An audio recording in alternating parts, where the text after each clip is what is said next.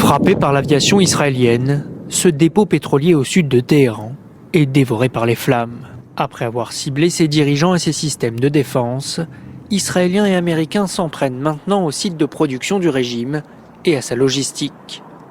Les images satellites montrent aussi l'ampleur de la dévastation des infrastructures portuaires.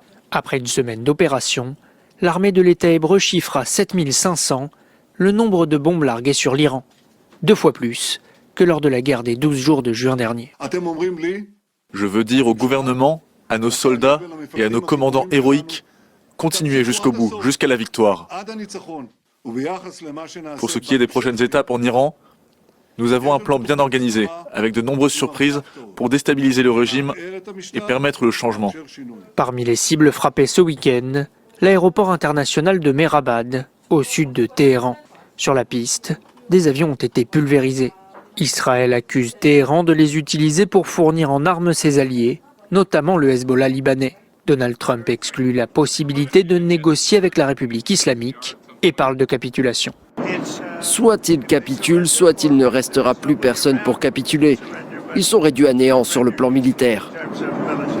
À la télévision d'État, Ali Larijani, chef du Conseil suprême de sécurité nationale iranien, se montre combatif. Malgré les bombardements massifs sur son pays, il semble croire en la victoire et assure que son armée a encore de nombreux missiles en stock.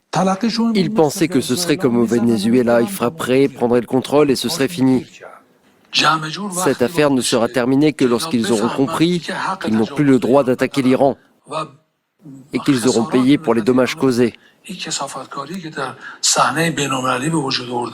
Alors que le conflit entre dans sa 2e semaine, Téhéran estime que les bombardements sur son sol ont fait plus d'1 millier de victimes. Frappé par l'aviation israélienne, ce dépôt pétrolier au sud de Téhéran est dévoré par les flammes.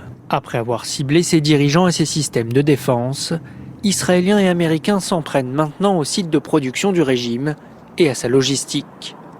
Les images satellites montrent aussi l'ampleur de la dévastation des infrastructures portuaires.